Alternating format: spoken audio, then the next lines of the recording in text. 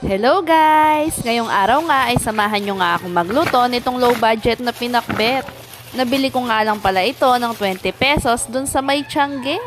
Sa halagang 20 pesos nga ay may kasama na siyang talong, sitaw, kalabasa, tsaka na nga rin okra. Wow! At dahil nga sa panahon ngayon ay kinakailangan na rin nating magtipid. Yes! Lalo na ngayong panahong to ay nagmamahal na nga lahat. Yung crush mo na nga lang yata yung hindi marunong magmahal. Ouch! Sakit nun! Mas masarap pa nga sana to kung may ampalaya, kaya lang ang mahal ng kilo ng ampalaya dito sa amin. Yes! Kaya naman pwede na nga yan at ako lang din naman yung kakain. Ang una ko nga ginawa ay nagprito nga lang ako ng bawang tsaka na nga rin sibuyas. Nang mag-aroma na nga ay nilagyan ko na nga rin ng bagoong alamang pampalasa. Sunod ko namang nilagay ay yung 5-5 sardines na tira ko kagabi at sayang din yun. Yes! Hinalo-halo ko nga lang din at pagkatapos nilagay ko na nga rin yung mga gulay.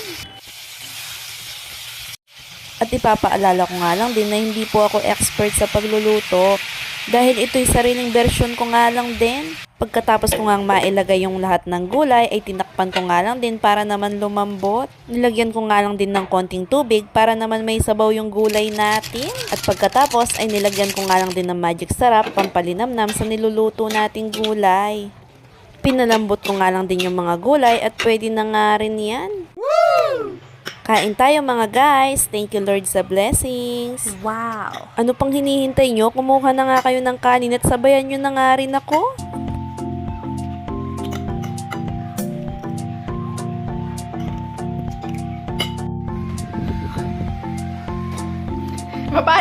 May pali ka! At tignan nyo naman nga yung isang bata ay nag-request pa nga siya ng kakainin niya. Gusto nga daw niya ng fried chicken kaya naman pinagluto ko na nga rin. Yummy chicken, At madali pa nga din siya dyan dahil siya sobrang gutom na nga daw. Kaya naman hayan at napaso nga siya. At yan na nga lang muna for today's video. Bye!